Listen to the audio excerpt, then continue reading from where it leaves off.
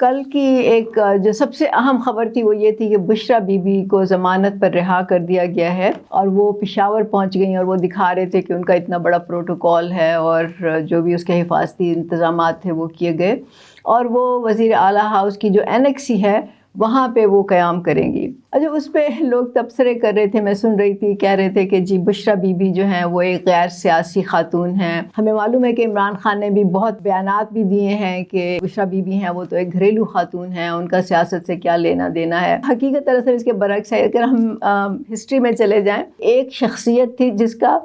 کردار جو تھا وہ بالکل بشریٰ بی بی کی طرح تھا اور وہ تھی راسپوتین کی شخصیت۔ نکولس II جو تھا، روس کا زار جو تھا یا شہنشاہ تھا، اس کے زمانے کی میں بات کر رہی ہوں۔ یہ 2005 یا 2006 کے اراؤنڈ کی بات ہے۔ تو راسپوتین جو تھا وہ بھی ایک کسی روس کے چھوٹے سے گاؤں میں یا قصبے میں پیدا ہوا۔ اس کو ایک ریلیجس آپ سمجھ لیں کہ خیال آیا یا اس کی ری برتھ ہوئی اور پھر وہ ایک ریلیجس لیڈر بنا اور اس کے بعد وہ پھر سینٹ پیٹرسبرگ آیا۔ سینٹ پیٹرسبرگ جو تھا اس وقت روس کا دارالخلافہ تھا اور وہاں پہ ہی یہ شہنشاہ اور اس کی بیوی اور اس کے محلات اور جو بھی تھا وہاں پہ وہ سارا سلسلہ تھا اور وہاں پہ لوگ آئے اور اس سے ملاقاتیں کیں اور بہت سے لوگ اس کے معترف ہوئے، اس کے فالوورز بن گئے، جس میں شہنشاہ اور اس کی جو بیوی تھی ملکہ تھی اس کا وہ بھی شامل تھے۔ اچھا، ان کے بیٹے کو ایک بیماری تھی جو کہ اس وقت کے حساب سے لا علاج تھی، تو راسپوتین جو تھے ان کو ان کے بیٹے کا روحانی معالج کے طور پر مقرر کیا گیا۔ اسی طرح ان کا اثر و رسوخ بہت زیادہ بڑھتا چلا گیا اور پھر پہلی جنگ عظیم میں جب شہنشاہ خود جو روسی زار تھے وہ خود جب فرنٹ پہ ان کو جانا پڑا تو ان کی ملکہ کا اور راسپوتین کا بہت ہی گٹھ جوڑ مضبوط ہوا اور ان کی بہت عمل دخل بہت زیادہ ہو گیا سرکاری کاموں میں، فیصلوں میں، اور اس سے کیا ہوا کہ اس وقت کے جو وہاں کے جو وزیر تھے، مشیر تھے، جو اہم عہدیدار تھے، ظاہر ہے کہ ان کو وہ پسند نہیں آیا اور ان کی پھر دشمنیاں ہوئیں راسپوتین سے اور پھر آخرکار راسپوتین کو قتل کر دیا گیا۔ تو بشریٰ بی بی کا یہی حال ہے، ان کے پاس کوئی عہدہ نہیں ہے، ان کے پاس کوئی ایک آفیشیل ٹائٹل نہیں ہے، لیکن ان کا کردار جو ہے ریاست کے کاموں میں اور سیاست میں اس کے تو شواہد موجود ہیں۔ ان کی آڈیو لیکس ہیں کہ انہوں نے کس طرح سے سوشل میڈیا ٹیموں کو ہدایات جاری کی کہ اس چیز پہ کھیلو اور اس چیز کو کرو اور اس کے پیچھے پڑ جاؤ۔ زلفی بخاری کے ساتھ ان کی گفتگو ہے، پھر توشہ خانہ کا جو معاملات تھے اس میں ملازمین کو وہ پوچھ رہی ہیں کہ جی وہ تحفے کہاں گئے اور کیسے گئے اور کس کی مرضی سے گئے اور کس کی اجازت سے گئے اور وہ ناراض ہو رہی ہیں اس پہ۔ بزدار کے زمانے میں جو حکومت چل رہی تھی پنجاب کی، اس میں تو یہ ایک آپ سمجھ لیں کہ کھلا راز ہے کہ ان کا بہت زیادہ عمل دخل تھا، ڈائریکٹ بھی تھا اور فرح گوگی جو ان کی بہت ہی سہیلی تھی اس کے توسط سے بھی تھا۔ یہاں تک کہ بہت سے عہدوں کی جو تعیناتی ہوتی تھی وہ بھی ان کی مرضی کے بغیر نہیں ہوتی تھی اور کچھ لوگ تو یہ کہتے ہیں کہ عہدے بیچے جاتے تھے، مطلب اس پہ لاکھوں لے کے ان کو عہدے دیے جاتے تھے اور وہ جو پیسہ تھا اس کا کٹ ہوتا تھا اور اس کا تانا بانا وزیر اعظم ہاؤس سے جا کے ملتا ہے۔ تو ایسی بات نہیں ہے کہ بشریٰ بی بی ایک گھریلو خاتون تھیں اور بس نماز روزہ پڑھتی تھیں اور دعائیں کرتی تھیں، ان کا بہت بڑا ایک کردار تھا پہلے بھی۔ ان سب چیزوں کے علاوہ یہ بھی سب کو معلوم ہے کہ بشریٰ بی بی کا جنرل فیض حمید سے کیا تعلق تھا، وہ کس طرح سے ان کو انفارمیشن دیتے تھے، یہ ان کو کس طرح سے اس انفارمیشن کو استعمال کرتی تھیں، تو ان کے یہ رابطے تھے اور ہو سکتا ہے کہ یہ شاید ان کی ریٹائرمنٹ کے بعد بھی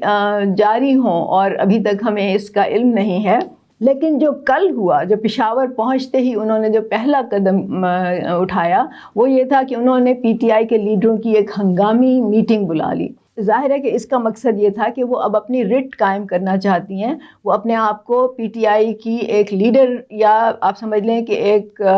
عمران خان کی جگہ اپنے آپ کو وہ سیٹل ہونا چاہتی ہیں اور اپنا جو مقام ہے وہ بنانا چاہتی ہیں۔ سوال یہ پیدا ہوتا ہے کہ کیا پی ٹی آئی کے وہ تمام لیڈر جو اس چیز کے خواب دیکھ رہے تھے وہ اس کو مانیں گے، اس کو تسلیم کریں گے یا نہیں؟ میرا تو پی ٹی آئی کے بارے میں پہلے سے یہی ایک نقطہ نظر رہا ہے کہ پی ٹی آئی کوئی ایک ایسا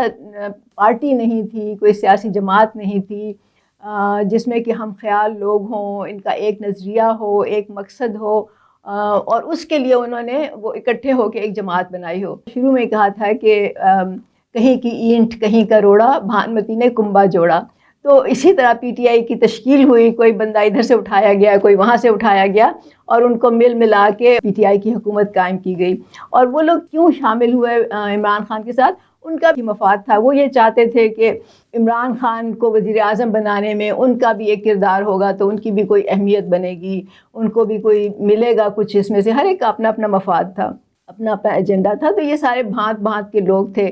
جو اکٹھے ہو کے ان کو پی ٹی آئی کا نام دے دیا گیا. عمران خان کا فائدہ اس میں تھا کہ یہ سارے لوگ چاہے عمران خان کو پسند کرتے تھے نہیں کرتے تھے, ان کے ہم خیال تھے نہیں تھے,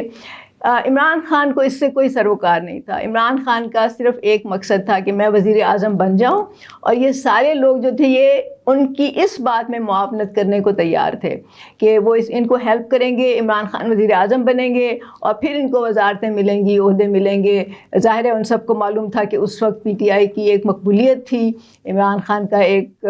فالوئنگ تھی لوگوں میں, تو انہوں نے سوچا کہ اس میں سے ہمیں بھی کچھ نہ کچھ مل جائے گا. لیکن اب عمران خان کے وزیر اعظم بننے کا کوئی امکان نہیں ہے. مطلب اگر کوئی یہ سمجھتا ہے کہ وہ عمران خان دوبارہ سے رہا ہوں گے اور پھر وہ وزیر اعظم بنیں گے, تو میرا خیال ہے کہ اس کو اپنا دماغی علاج کرانا چاہیے. تو یہ پرابلم یہ ہے اب کہ یہ سارے لوگ کیا بشرا کے ساتھ تعاون کریں گے؟ کیا بشرا ان کو وہ تمام خواب دکھا سکتی ہے کہ یہ وزیر بن جائیں گے اور کوئی اہم عہدوں پہ شامل ہو جائیں گے یا نہیں؟ تو یہ ابھی دیکھیں گے, جج کریں گے, ہوا کا رخ دیکھیں گے, پھر یہ فیصلہ کریں گے کہ اب انہوں نے کیا کرنا ہے, کیا پی ٹی آئی میں رہنا ہے, کیا بشرا کا ساتھ دینا ہے, کس کے ساتھ جانا ہے نہیں. اور اس کے علاوہ ہمیں معلوم ہے کہ پی ٹی آئی کی لیڈرشپ کے اور بھی خواہش مند ہیں, اور بھی امیدوار ہیں. ان میں شاہ محمود قریشی بھی ہیں, پرویز الہی بھی ہیں, اور سب سے زیادہ تو میں کہوں گی کہ علیمہ خان بھی ہیں. اور لوگ تو علیمہ خان کے بارے میں کہتے ہیں کہ جی وہ عمران خان کی طرح ہیں, مطلب ان کی طرح ہٹ دھرم بھی ہیں, ان کی طرح خود پرست بھی ہیں وغیرہ وغیرہ. میں نہیں جانتی, مجھے نہیں معلوم کہ یہ سچ ہے یا نہیں. بہرحال ان کی بشرا بی بی کے ساتھ ایک ٹسل یا ٹگ آف وار چلتی رہتی ہے. اور اس کے علاوہ جو باقی لوگ ہیں اس وقت, میرا خیال ہے کہ جیسے یہ علی امین گنڈا پور ہیں, گوہر خان ہیں, باقی سارے وکیل ہیں. آج کل یہ سلمان اکرم راجہ بہت تیز نظر آ رہے ہیں سامنے. میرا خیال ہے کہ ان کا تو کوئی سیاسی مستقبل ایٹ لیسٹ مجھے اس وقت نظر نہیں آ رہا. پی ٹی آئی میں ان کی بہت سخت ان کا کمپٹیشن ہوگا کیونکہ وہاں پہ سیاسی لوگ موجود ہیں. تو اس وقت یہ ایک کھلا سوال ہے کہ بشرا بی بی کہاں تک کامیاب ہوتی ہیں, اور بشرا بی بی کے پیچھے کون ہے. بشرا بی بی جس طرح سے عمران خان کی لائف میں آئیں, جس طرح سے مطلب بہت ہی عجیب و غریب طریقہ تھا جس سے وہ آئیں, ان کے اپنے کیا وہ تھے, وہ بہت ہی میرا خیال ہے کہ آپ ان کو یا چالاک کہہ سکتے ہیں, بہت عقل مند کہہ سکتے ہیں, بہت آپ ان کو مطلب پرست کہہ سکتے ہیں. لیکن میرا خیال ہے کہ ان کا اپنا بھی ایک ایجنڈا ہے جو ابھی کھل کے سامنے نہیں آیا, اور وہ آئے گا. افسوس مجھے ان پہ ہوتا ہے, ان نوجوانوں پہ ہوتا ہے جو کہ عمران خان کے ساتھ جڑے ہوئے تھے, عمران خان کو آنکھیں بند کر کے ان کی تقلید کر رہے تھے. ان کے جیل جانے کے بعد بھی وہ جو بھی سامنے آیا اس کی وہ اپنی حد تک انہوں نے بہت کوشش کی, مطلب وہ نکلے بھی, جو بھی کچھ کیا انہوں نے. لیکن میرا خیال ہے کہ اب ان کو سمجھ آ گئی ہے, کیونکہ ہم نے دیکھ لیا ہے کہ اب وہ نکلتے نہیں ہیں. میرا خیال ہے کہ مایوسی بھی ہے ان میں. ان کے لیے میرا صرف ایک یہ میسج ہے کہ آپ نے یہ ایک غلطی کی اپنی لائف میں, ایک بہت بڑی غلطی کی جو عمران خان کو آپ نے اندھا دھند فالو کیا. میرا خیال ہے کہ عمران خان کا جو زوال ہے اس میں شاید ایک وجہ یہ بھی ہے کہ ان کے جو فالوورز تھے, نہ صرف وہ نوجوان جو پاکستان میں کارکن ہیں ان کے, بلکہ جو باہر لوگ بیٹھے ہوئے ہیں, کہ انہوں نے عمران خان پر کبھی تنقید نہیں کی. انہوں نے عمران خان کے ہر غلط کام کو بھی ٹھیک کہا. انہوں نے عمران خان کو کبھی یہ نہیں کہا کہ ہم آپ کے اس فیصلے سے اتفاق نہیں کرتے. تو عمران خان جو تھے وہ اسی راستے پہ چلتے گئے جو کہ آخرکار ان کی تباہی پر اب ختم ہوا ہے. تو میرا ان نوجوانوں سے جو پاکستان میں ہیں, جو باہر کے ملکوں میں ہیں, مجھے نہیں معلوم کہ وہ ان کا ذہن اس وقت کیا سوچ رہا ہے, لیکن جو پاکستان میں نوجوان ہیں, جن کا جینا مرنا پاکستان میں ہے, اور جو چاہتے ہیں کہ پاکستان ترقی کرے, جو چاہتے ہیں کہ پاکستان کے مسائل حل ہوں, جو چاہتے ہیں کہ لوگوں میں خوشحالی ہو, امن ہو, باعزت زندگی ہو, تحفظ ہو, ان کو یہ چاہیے کہ وہ از سر نو اپنا ایک جائزہ لیں, اور اپنی سیاست میں اگر وہ اب بھی دلچسپی رکھتے ہیں تو ان کو سنجیدگی سے برابری پارٹی پاکستان کے نظریے کا مطالعہ کرنا چاہیے. اگر کوئی سوال ہے تو وہ ہم سے سوال کرنا چاہیے, اور میرا خیال ہے کہ یہی ایک راستہ ہے جو کہ پاکستان کو ترقی کی طرف لے کے جا سکتا ہے. تو میں ان سب کو دعوت دوں گی کہ وہ برابری پارٹی میں شامل ہوں, یا کم از کم برابری پارٹی کو سمجھنے کی کوشش کریں، اس کا نظریہ سمجھنے کی کوشش کریں، کیونکہ یہی ایک نظریہ ہے جو کہ ہماری نجات ہے۔